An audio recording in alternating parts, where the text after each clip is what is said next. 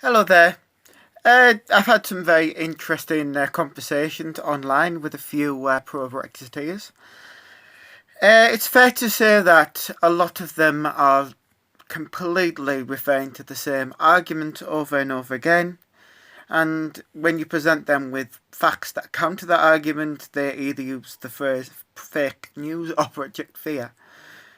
One of these arguments that was put in place was the impact assessment done by the government, which states that if we leave Brexit on a no deal, hard Brexit terms, we'll have a 10% reduction in growth.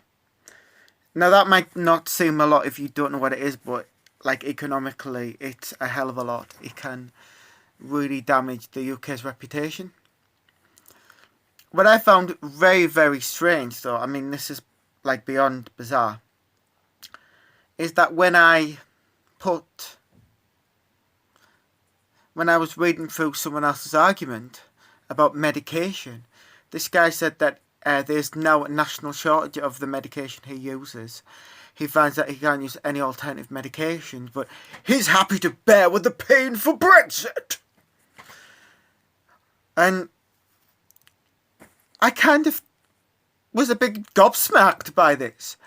You are willing to suffer unnecessary pain for an ideology that isn't great, isn't what it's meant to be. It does not make logical sense. Seriously.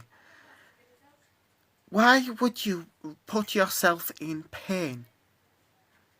If it's for like a social injustice, like what the suffragettes did, I could sort of understand it.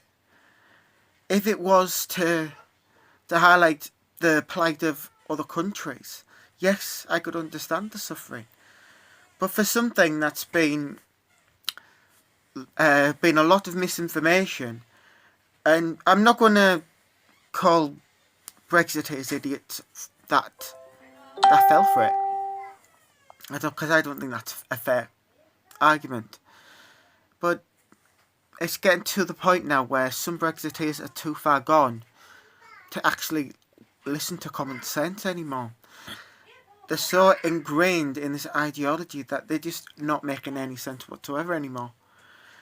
We're actually now finding that some hardcore Brexiteers are willing to put up with the pain of everything that's been predicted. They're willing to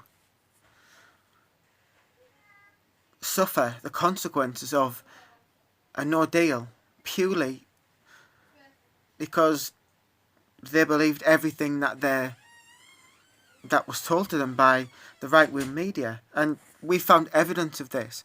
Slowly, the likes of the Telegraph and the Mail and the Sun have been slowly drip-feeding how bad the EU is. But they've never been able to back up any claims at all. It's just massive headlines.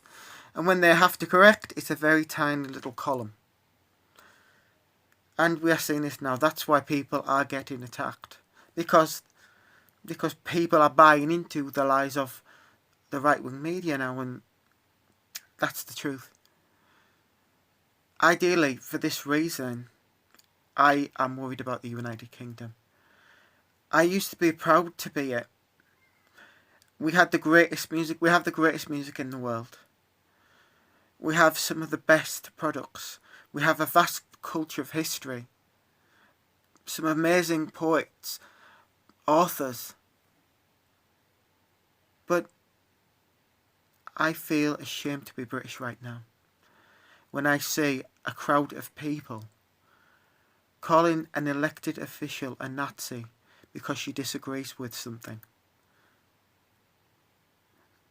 and also calling a left-wing leaning reporter a Nazi because he's fighting for the rights of working men. And at the same time, there's idiots like Katie Hopkins and Tommy Robinson fueling the flames and making a lot of money. I mean, seriously, what's happened to this country?